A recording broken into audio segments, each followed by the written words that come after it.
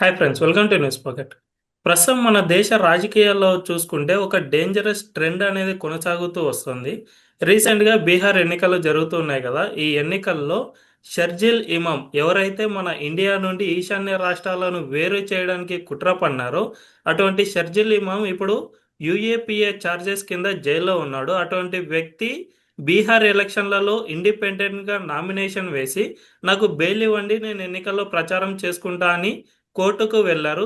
ఇదే ట్రెండ్ మనం గతంలోనూ చూసాం. ఆమ్ ఆద్మీ పార్టీ కౌన్సిలర్గా ఉన్న తాహిర్ హుసేన్ కూడా జైల్లో ఉండగా ఎన్నికల్లో పోటీ చేశారు. అండ్ ఎలక్షన్ టైంలో బయటకు వచ్చి ప్రచారం సైతం చేశారు. అంతేకాకుండా గతంలో అమృత్ పాల్ సింగ్ లాంటి వాళ్ళు జైల్లో నుంచే గెలుపొందారు. అండ్ ఇంజనీరింగ్ రష్దీ అనే వ్యక్తి కూడా జైల్లో నుంచి ఎంపీగా పోటీ చేసి గెలుపొందారు. వీటన్నిటిని చూసుకుంటే ఒక డేంజరస్ ట్రెండ్ అనేది కనిపిస్తుంది. దీనిపై పూర్తిగా విశ్లేషించడానికి ప్రస్తుతం మన ముందున్నారు ప్రముఖ రాజకీయ విశ్లేషకులు పెంటపాటి పుల్లారావు గారు. వారిని అడిగి పూర్తి వివరాలు తెలుసుకుందాం. నమస్తే సార్. నమస్కారం. సార్, ప్రస్తుతం ఈ ట్రెండ్ చూసి మీ అభిప్రాయం ఏంటి సార్ దీనిపై? ఒకటి, మన దేశం చాలా లిబరల్ దేశం. అంటే అన్ని విధాలుగా మనం అందరికీ ఒప్పుకుంటాం. ఈవేళ ఇనప పాదం అనేది లేదు మన దేశంలో, మన సంస్కృతిలో లేదు. ఉమ్, బ్రిటిష్కి ఇనప పాదం ఉండేది, ఇతర దేశాల నుంచి వచ్చి ఇక్కడ స్థాపించిన మొఘల్స్కి ఉండేది, మన దేశానికి లేదు. చాలా టాలరెంట్ దేశం. లేకపోతే ఎవరో వైలెన్స్ చేస్తున్నారు, ఎక్స్ట్రీమిస్ట్ అంటే కాల్చేయమే, చంపేయమే. మిగతా దేశాలు అలా చేస్తారు. ఓ, ఇక చాలా లిబరల్గా ఉంటాం. అదేదో పొడి చేస్తే చేయని అని ఆ టెండెన్సీ ఉన్నది కాబట్టి ఆయన ఆశ ఉండొచ్చు. పోటీ చేస్తే ఎమ్మెల్యే అవుతాను అనుకోవచ్చు, ఎమ్మెల్యే అవ్వచ్చు. ఆయన ప్రజలకి వీళ్ళని గెలిపిద్దాం అనుకుంటే గెలుస్తాడు. అప్పుడు ఫ్రీడమ్ వస్తుంది, అవన్నీ వస్తాయి. మంచి ప్లాన్ వేసాడు, దాంట్లో తప్పులేదు. ముఖ్యంగా ఏంటంటే ట్రెండ్ అంటే భారతదేశంలో కనపడకుండా ఈ 80 సంవత్సరాలు 75 సంవత్సరాలు చాలా మంది భారతదేశం చీల్చేయటానికి మార్చేయటానికి చాలా ప్రయత్నాలు చేస్తూ వచ్చాయి. ఉమ్, ఇప్పటి వరకు ఇలా మనం ముందరకు వెళ్ళగలిగితే మన అదృష్టం. మన అందరి నాయకులు తెలివితేటలు, మన విరోధులు తెలివి తక్కువతనం కూడా ఉన్నది. అందువల్ల ఇలాగొచ్చాం. సో ఇవాళ షర్జీల్ ఇమాం కోర్టు పర్మిషన్ ఇస్తారా పోటీ చేయటానికి, లేదా చూడాలి. ఆయన యూఏపీఏలో ఎక్కువ పెద్ద స్ట్రిక్ట్ చట్టం కింద ఉన్నారు కాబట్టి ఇస్తారా లేదా అది మనం వెయిట్ చేసి చూడాలి. ఇచ్చినా మనం పర్మిషన్ ఇచ్చారన్న మాత్రం మనం భయపడక్కర్లేదు. అతను దేని మీద పోటీ చేస్తాడు? స్వతంత్రం, భారతదేశంలో ప్రజాస్వామ్యం ఉన్నదని పోటీ చేసి ఆ దేశానికే గొయ్యలు తవ్వుతున్నానని చెప్తున్నాడు కదా. ఉమ్, అందువల్ల అదొక ఐరని. అతనే దానికి జవాబు తెచ్చుకోవాలి. ఇంకో దేశంలో అయితే నీ పని ఏమవుదును? ఇక్కడ భారతదేశంలో కనుక ఆటలు సాగుతున్నాయి. అదే పాకిస్తాన్లో అయితే, అదే చైనాలో అయితే, అదే మయన్మార్లో అయితే ఏమవుదును? అది తెలుసు, అతనికి తెలుసు, చదువుకున్నవాడు. కానీ కారణాల వల్ల తెలియనట్టుగా నాటకం ఆడి ఇక్కడ డెమోక్రసీ లేదంటది. కానీ కోర్టు పర్మిషన్ ఇస్తే పోటీ చేయనే. పోటీ ఉమ్. చేసి ఏం చేస్తాడు? ఈ దేశం చాలా పెద్ద దేశం, తెలివితేటలుగా ప్రజలు కూడా ఉన్నారు. ఇప్పుడు ఎవరేం చేస్తున్నారో చాలా వరకు తెలుసు. ప్రజలకి ఇక్కడ దేశం ముఖ్యం అని ఒక దేశభక్తి ఉంటే ఇలాంటి వాళ్ళు ఏం చేయలేరు. సార్, ఇప్పుడు ఇలాంటి వారు పోటీ చేయడం వల్ల వీళ్ళు కనుక చట్టసభలకు వెళ్తే, ఎందుకంటే గతంలో ఇంజనీర్ రష్దీ గెలుపొందారు, అమృత్ పాల్ సింగ్ గెలుపొందారు. ఇలాంటి వారు చట్టసభల్లోకి ఎంటర్ అవుతే వీళ్ళు తీసుకునే నిర్ణయాలు ఏ విధంగా ఉంటాయి అనే దానిపై చాలా మంది సందేహాలు వ్యక్తం చేస్తున్నారు సార్. అంటే మన దేశం ఆ, సక్రమ మార్గంలో కాకుండా ఇతర మార్గాల్లో వెళ్ళే అవకాశం ఏమైనా ఉంటుందా?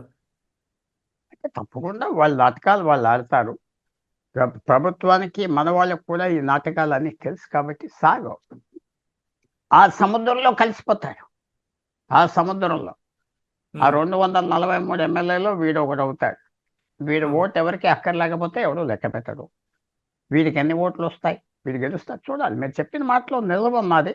కానీ ఇప్పటి వరకు అలాంటి ప్రమాదం భారతదేశానికి జరగలేదు. ఉమ్, ఎందుకంటే ఈ దేశంలో ఉన్న తత్వం ఒకనప్పుడు కేరళలో అక్కడ ఉన్న కమ్యూనిస్ట్ పార్టీ అప్పుడు మాకు చైనాతో యుద్ధం అందంటే వాళ్ళందరినీ జైల్లో పెడితే అందరూ ఎలక్ట్ అవ్వారు. అందరూ ఎలక్ట్ అవ్వారు, ఆ, గవర్నమెంట్ ఫామ్ చేశారు. సో అందువల్ల అది దాంతో మెల్లిమెల్లిగా టైమే టైమే సమయమే అన్ని జవాబు చెప్తారు. ఆ. ఓపికగా ఉంటే దేశాలు ఇలాంటి వాళ్ళు కరిగిపోతాయి, వెళ్ళిపోతూ ఉంటాయి. మనం తొందరపడే పరిస్థితి లేదు. కానీ వాచ్ చేయాలి, వాచ్ చేయాలి. వీళ్ళు ఏం చేస్తారు? ఎందుకంటే మార్పు అనేది మైండ్లో వస్తుందా? ఎంతో వయసు వచ్చాక వస్తుంది, లేకపోతే ఎవరెక్కడ మైండ్ ఉన్నదో అలాగ ఉంటుంది. మానవుల్లో అది ఉన్న ప్రాబ్లం అది.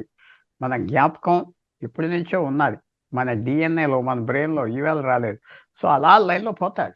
అతను మారుస్తాడు, మారిపోతాడు అనుకోవటం కష్టం.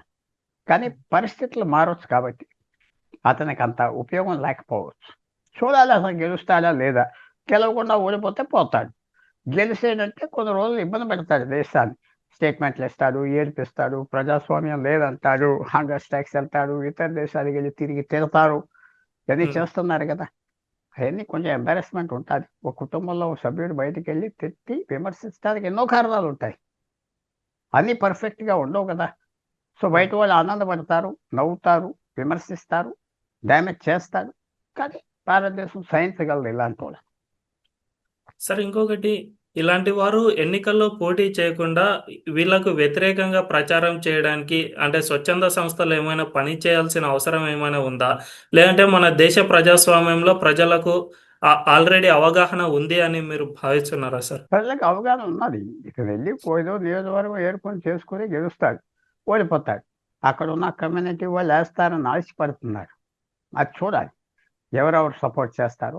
స్వచ్ఛంద సభలు లేదు, ఇలా మీడియాలో మాట్లాడే కొద్ది అందరికీ అందుతారు.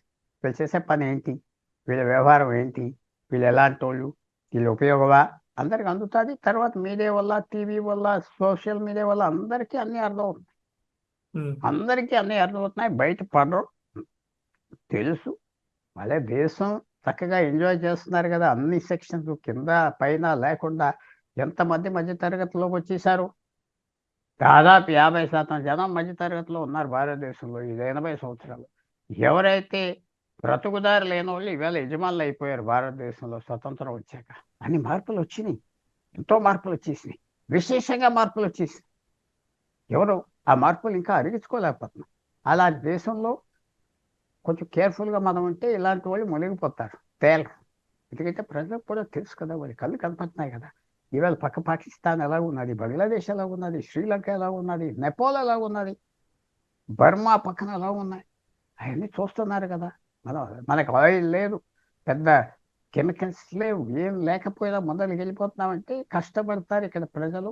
ముందరికి వెళ్ళిపోదాం, శాంతి కావాలని కోరే ప్రజలు కాబట్టి ఈ షర్జీల్ ఇమామో ఇలాంటి వాళ్ళు అందరూ కొద్దిగా ఇబ్బంది పడుతున్నారు.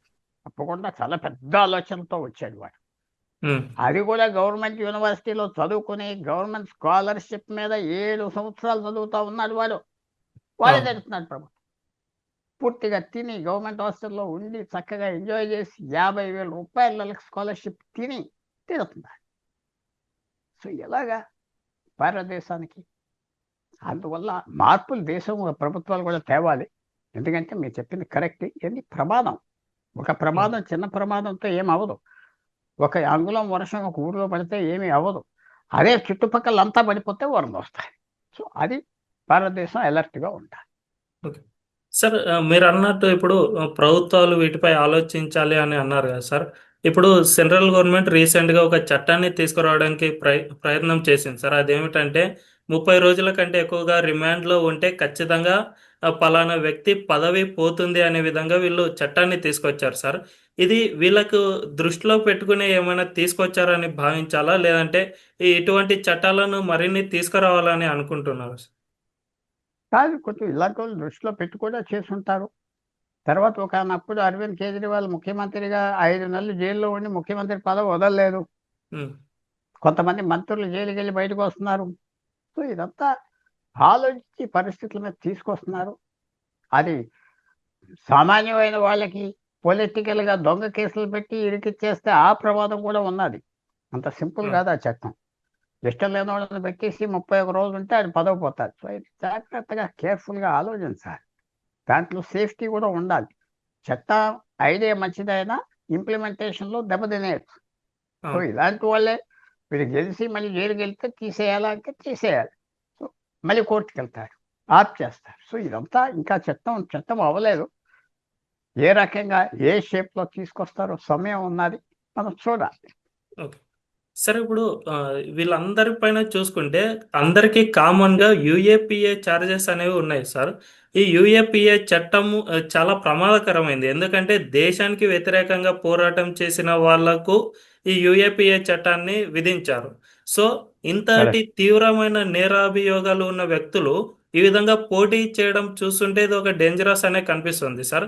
ఈ యూఏపిఏ చట్టాన్ని మళ్ళా కఠినతరం చేయాల్సిన అవసరం ఏమైనా ఉందని మీరు భావిస్తున్నారు సార్?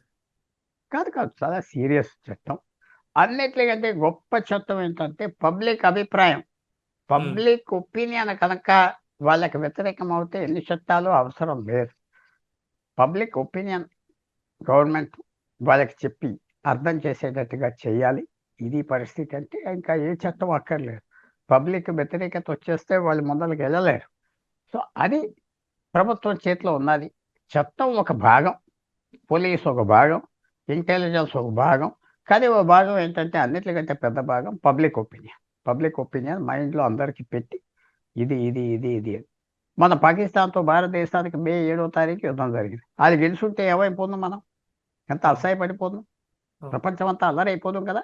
అవును సార్. అది ప్రజలు అర్థం చేసుకోవాలి. అదేదో అక్కడ ఎవడో చచ్చాడు, నాకు వచ్చే రేషను, నాకు వచ్చే స్కాలర్షిప్స్ నేను ఇక్కడ తినేస్తా ఉంటాను హైదరాబాద్లో లేకపోతే విశాఖపట్నంలో అంటే కుదరదు.